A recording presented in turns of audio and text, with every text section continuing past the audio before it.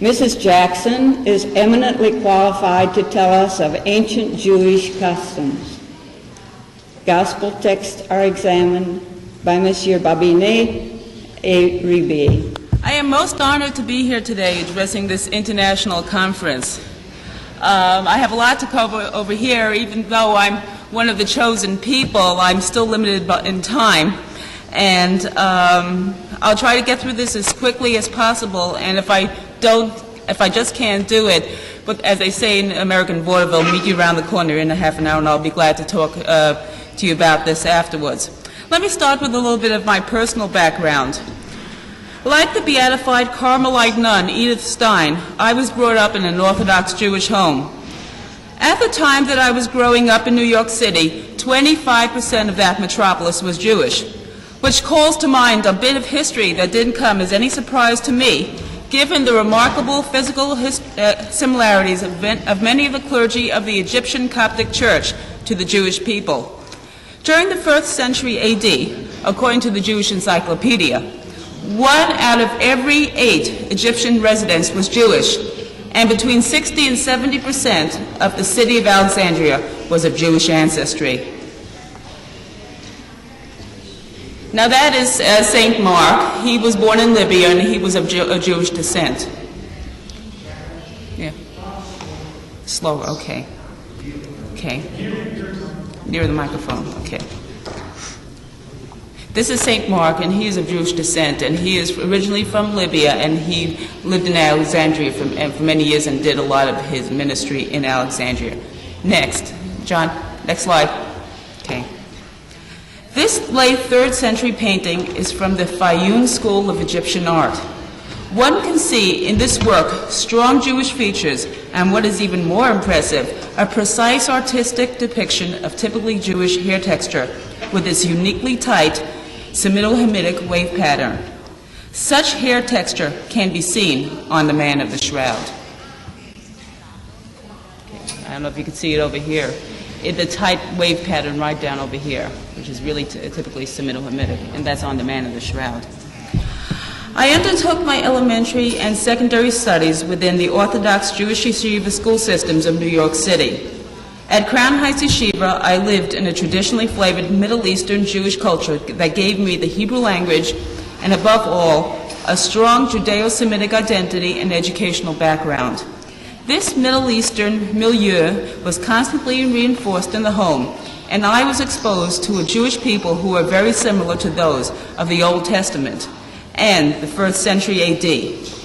I continued on to Yeshiva University High School for Girls, and then to City University of New York, where I received a degree in German literature. In 1978, I attended the prestigious Robert Fiance Hair Design Institute in New York, and upon becoming a licensed esthetician, which is beautician, chose to take my apprenticeship in a trend-setting Afro-American salon in Manhattan.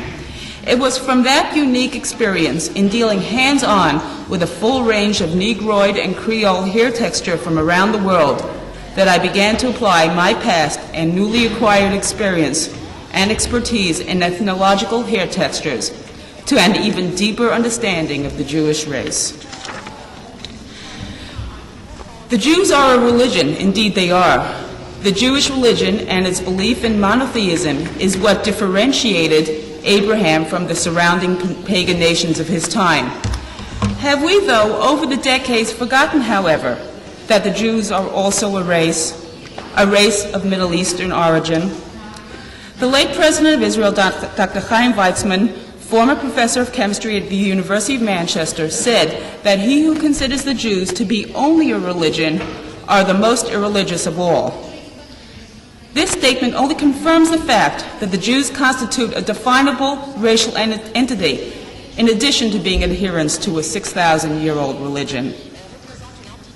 Over the years, I've had considerable one-on-one contact with survivors of Nazi concentration camps, some of whom were in my immediate family, and others who were very close friends.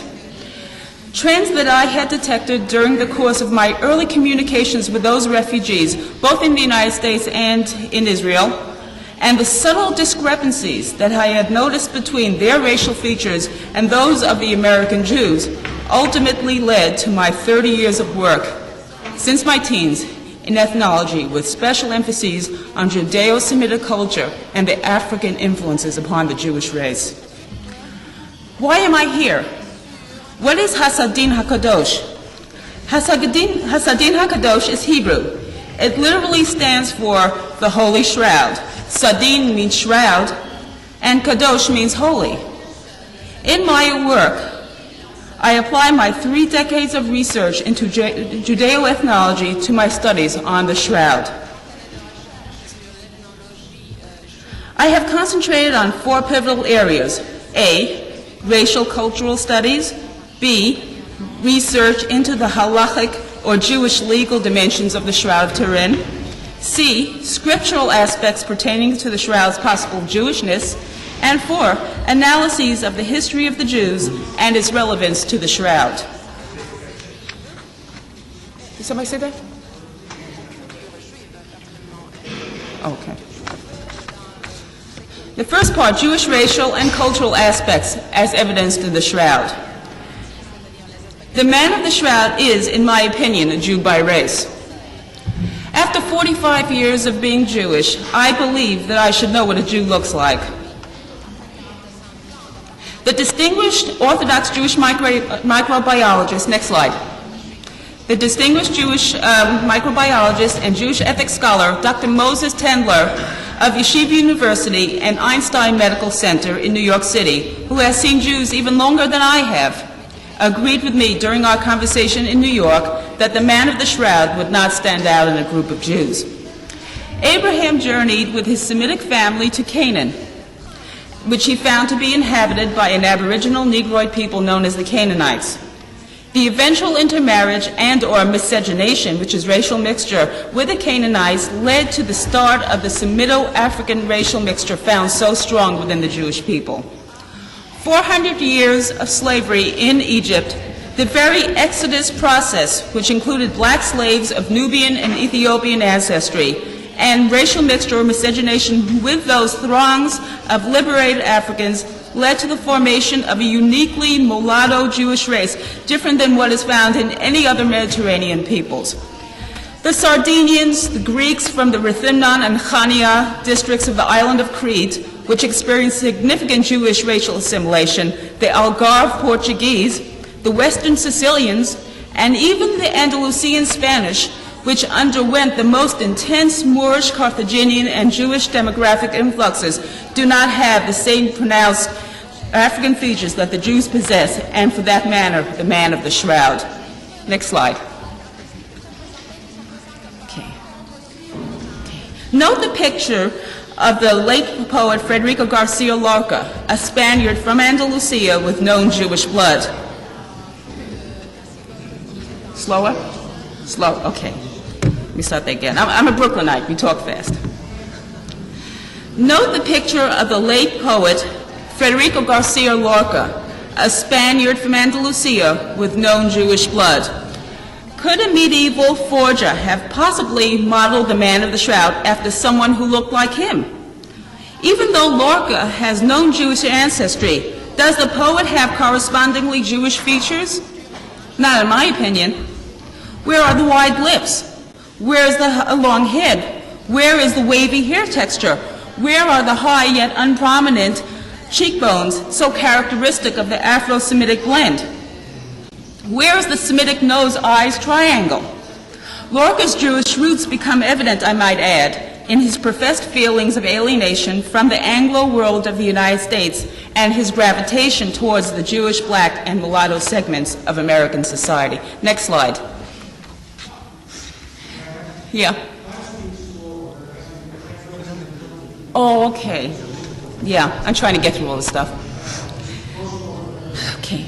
This Andalusian woman from the outskirts of Granada, which was in its heyday, the Alexandria of its time, has perfectly lucid Jewish coloring, which Lorca does not seem to have. And the proximity of her eyes to her nose is indeed very Semitic. The contours of her lips, nevertheless, although cracked in the shape of a smile, do not seem to show any of the fullness and the heaviness of a classically Jewish mouth area. If the shroud were a painting then, for the man of the shroud to have looked authentically Jewish, the model would have had to have possessed those very same undeniably Semito-African racial characteristics found commonly and almost exclusively in such large proportions within the majority of full-blooded Jewish people. Next slide. Okay. When I think of typically Semitic-looking Jews, I immediately think of the great Czech Jewish writer Franz Kafka. I studied him much when I was a college student. This is an excellent depiction of Kafka's strong features. Notice the closeness of the eyes to the nose, the uncurved length of the nose, and the thin lips. Kafka's hair texture was black, shiny, with almost no discernible wave pattern. Purely Semitic features such as those, however, are rarities within the Jewish race.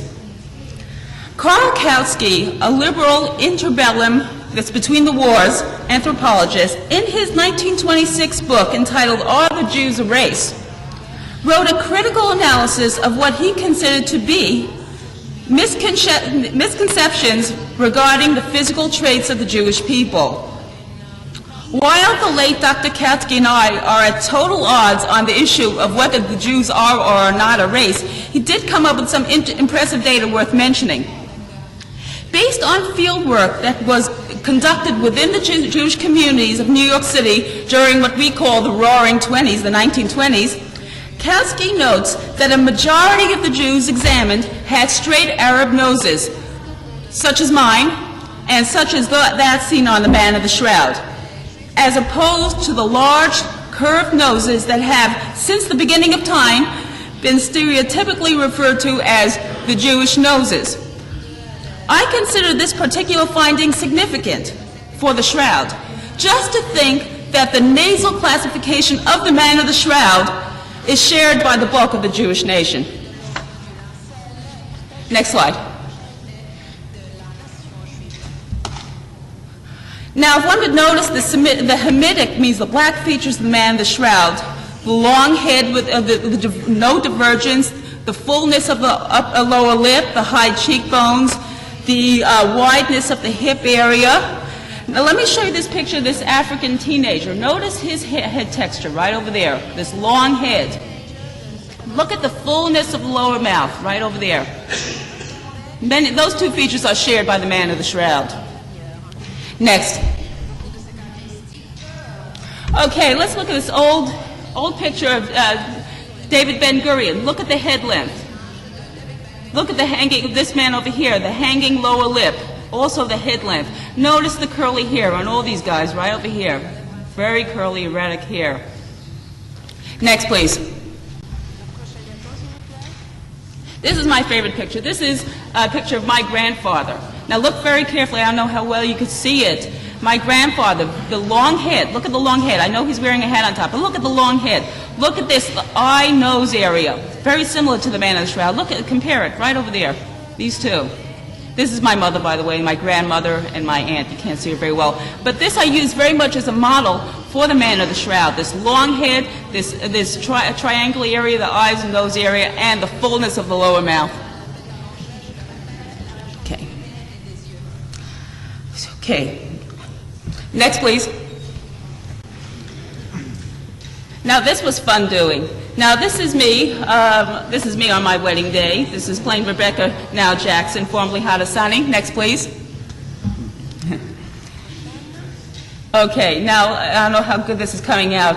In this venture, notice that the last picture was lighter than this one. What we did in this venture is we have taken my photograph and intentionally darkened it. Darken the skin tones of my face in order to accentuate my own Negroid features. Notice the fullness, I don't know, of the lower lip area, right over here. The fullness of the lower lip.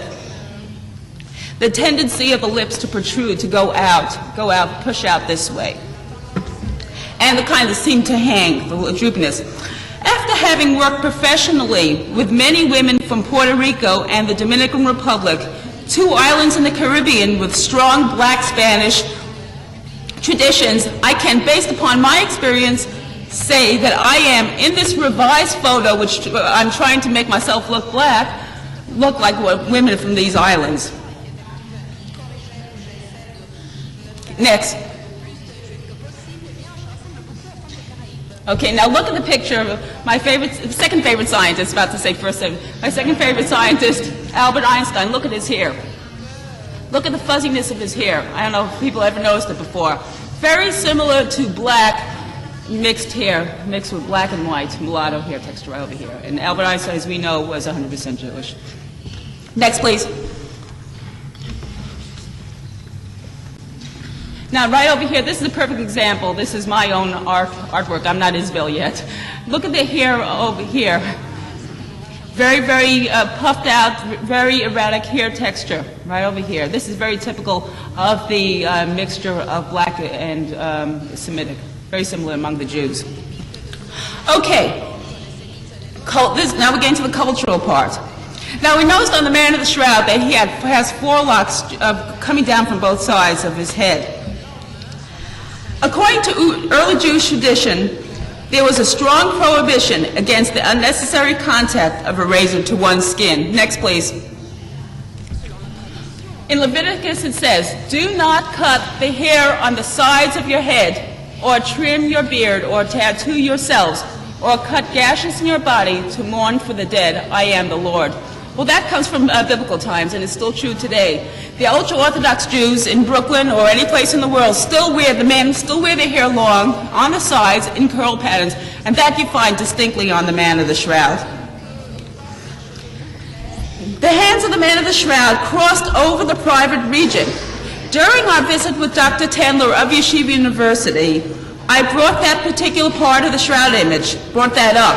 Dr. Tendler at first insinuated that that particular pose does not reflect the Jewish mentality, meaning that the Jews are not into their bodies, which is true. But then Dr. Tendler recalled a piece of Jewish liturgy which said, "I stand like a servant before his master." Thus, there is a liturgical basis for the hands of the man of the shroud being poised in that manner. Next, please. Okay. The hairstyle of the dorsal image seems to be typical of what many scholars, including Ropes, consider to have been a fashionable trend for Jewish men at the type of Christ. Father Bernard J. Lee, in his book, The Galilean Jewishness of Jesus, brings up the fact that while the Galilee was not the strongest Jewish center of revolutionary activity against Rome, it was very Jewish, proud, and patriotic. The hair of the man of the shroud, which appears to be gathered in the back like a pigtail, could have represented a popular style for Jewish men that served at that time as a protest to the clean-cut, clean-shaven look of what was the essence of imperial Rome. Father Lee refers to the fact that Jesus Christ could have been very much a quiet, low-profile supporter of the Jewish patriotic sentiments with which he grew up in Nazareth. The famous Jewish historian Simon Dubnow, in his book History of the Jews, Part 1, said, and I quote, "From Galilee stemmed all the revolutionary movements which so disturbed the Romans." Next, please. Gesar Vermes, this noted Hungarian-born Jewish historian and scholar, in his book Jesus the Jew, notes the lofty self-sufficiency of the Galilee region. Next, please. He says over here, this rich farming industry, together with the fishing on the lake and employment in the usual crafts demanded by everyday life, gave Galilee a self-sufficiency which, with the legacy of his history and the unsophisticated simplicity of his life, is likely to have nourished the pride and independence of its inhabitants. Now let's get to the halachic part, the Jewish legal part of the speech. The in-depth study of Jewish burial customs is essential to any serious study of the Shroud of Turin. Next.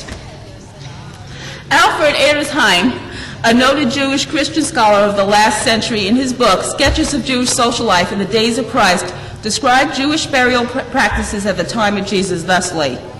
Burial followed generally as soon as possible after death. No doubt, partly on sanitary ground. The preparations for the burial of our Lord mentioned in the Gospels, the ointment against his burial, the spices and ointments, the mixture of myrrh and aloes, find their literal confirmation in what the rabbis tell us of the customs of the period. At one time, the wasteful expenditure connected with funerals was so great. At last, a much-needed reform was introduced by Rabbi Gamliel, who left directions that he was to be buried in simple linen garments. His grandson limited even the number of grave clothes to one dress. The burial dress is made of the most inexpensive linen and bears the name of takrithim, which means wrappings. Jesus was most influenced by the spirit of reform vis-a-vis Jewish burial practices, which was advocated during his time, and especially by the renowned Rabbi Gamliel, the one-time rabbi or mentor of Paul of Tarsus. When Jesus advised, "Let the dead bury the dead," he made a subtle critique of the lavish, emotionally charged, guilt-laden fiascos that were the norm in Jewish burials at that time, until that time. The traditional Jewish burial, which began to take shape at the time of Jesus, is one of simplicity. The shroud truly is a reflection of what the Germans called Zeitgeist, or spirit of the times. Oh, sure. Okay, I'm trying to get through quickly. Okay. Flowers and the Jews. In the Gospel, Jesus speaks almost allegorically of the need for simplicity. Behold the lilies of the field. It is ironic and almost satirical that Jesus commented on the flowers that grew at random in the fields of Israel, especially considering the fact that traditional Jews do not have the least affinity for flowers and almost never bring them into their homes or offer them as gifts to those who visit. Flowers are never a part of traditional Jewish burial ceremonies either. I spoke with 3 very Orthodox rabbis, almost predicting what their reactions would be to the issue of incorporating flora into the traditional Jewish burial. They were all repelled, and one rabbi very sarcastically wanted to know why I needed flowers. Takrithim. Takrithim are traditional white linen burial garments. What is involved in takrithim? What is the requirement? How does the shroud qualify as traditional Jewish burial garments, or takrithim? Slide, please. Thanks. Dr. Maurice Lamb, in his classic book, The Jewish Way in Death and Mourning, describes these Jewish burial garments. The takrithim should be made of white linen sewn by hand with white linen thread by pious women. They should have no binding, seams, knots, or pockets. Does that sound familiar? The shroud is white and of linen fabric, and it is a seamless garment without pockets. Takrithim have evolved somewhat throughout the centuries, but certain basic elements of these burial garments have remained the same. Here, jump me up a few slides. There we go. The talis, or prayer shawl, was and still is an integral part of traditional Jewish burial practice, and with its glittery ornaments removed, that means all the jewelry around it, in keeping with the commandment for simplicity in burial, it is used along with the takrithim, or the white burial garments, in traditional Jewish ceremonies.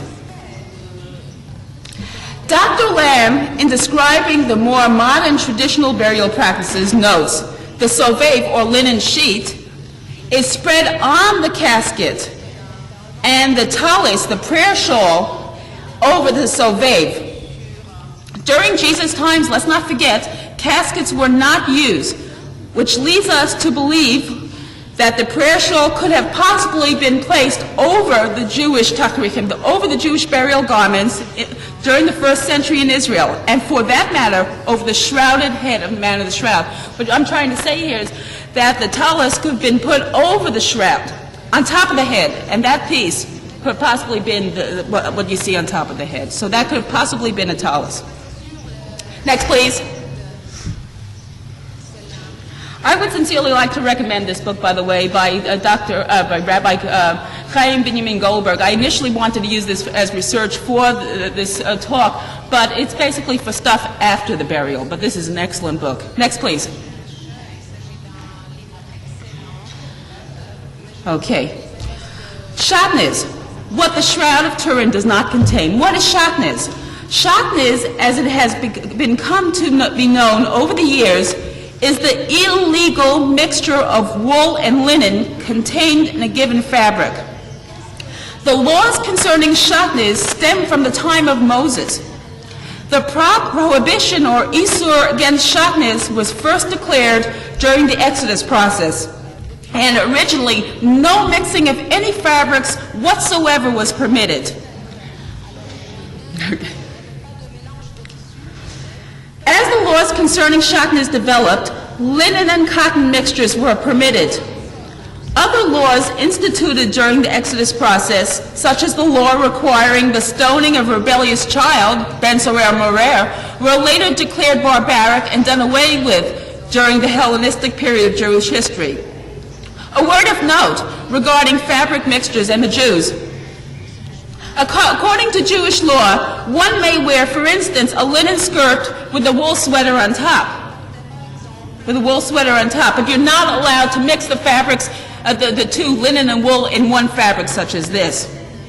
The rule is still in effect. The mixture of cotton and linen within a garment is permitted, though. And according to the Ray sample, the shroud is linen with traces of cotton.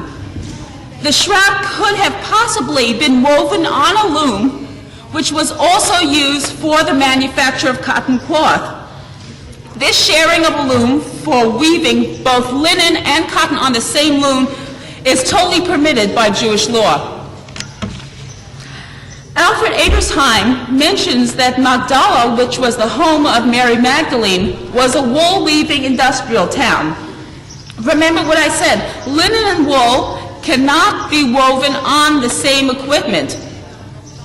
Dr. Adersheim interestingly notes that the Jews at the time of Christ took advantage of the services of their fellow Jews in matters of getting food, cloth, and manufacturing other necessities of life. Okay.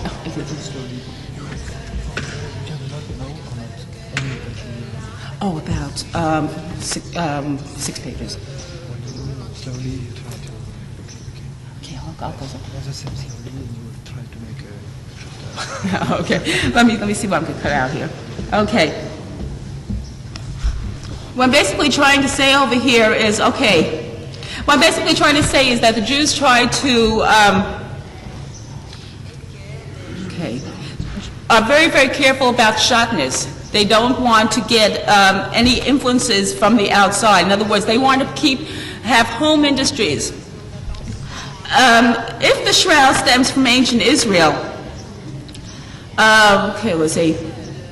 Many scholars who wonder as to the origins of the shroud cloth feel that the cloth could have originated in Egypt or Babylon, which were the main linen centers of the ancient world. The problem is that in those countries, shatnez was not an issue of concern. Considering the legalism of the Jewish anti-shatnez laws, imported linen would have been an impossibility, all the more so in a burial situation with its overwhelming legal ramifications. Now, the issue of the blood. Dr. Lavoie has done work in this area. According to Jewish law, blood that flowed during the person's life is not to be removed. Blood symbolizes life. Ultra-Orthodox Rabbi Mendel Teitelbaum made mention to me that if the deceased is accused of a capital crime, he is not to be washed or purified. Jesus was, in essence, accused of a capital crime, and he would have fallen into that category and have been denied the honor of undergoing purification. The man of the shroud, as we all know, is covered with bloodstains on both frontal and dorsal images. Next slide, please.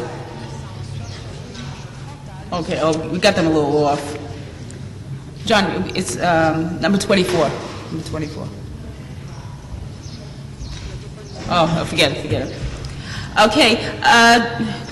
Dr. Maurice Lamb, in addition, notes, where the deceased died instantaneously through violence or accident, and his body and garments are completely splattered with blood, no washing or purification is permitted.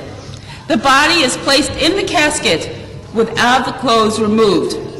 Only a sheet is wrapped around it, over the clothes. The blood is part of the body and may not be separated from it in death. In other words, what Dr. Lamb is saying, if the man in the shroud died instantaneously or through violence, he cannot be washed. He has to be buried with his clothes. But what happened if his clothes were taken away from him?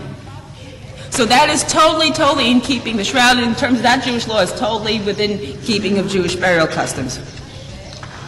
Okay. I have to skip over here. That, by the way, is Dr. Rabbi Manella. He is from the Burial Society of Los Angeles, and we consulted with him over a number of things. And I could talk to you a little bit later around the corner, as I would say. Let me bring this to a conclusion over here. Let me get to the historical part.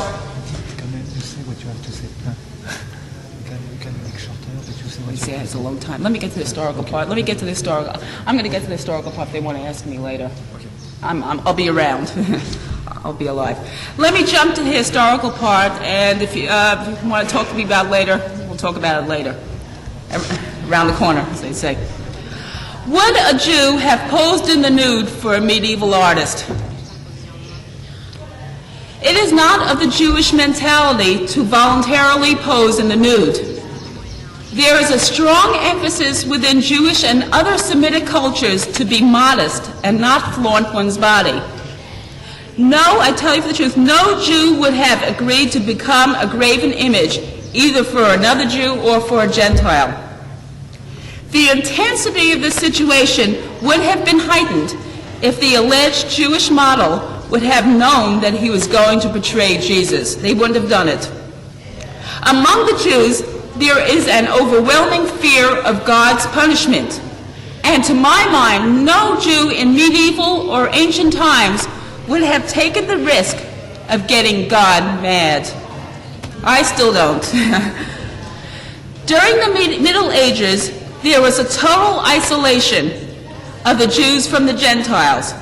There were horrible persecutions, expulsions, and tortures. It would have been dangerous for a Jew to openly fraternize or be buddies with a Gentile during those times.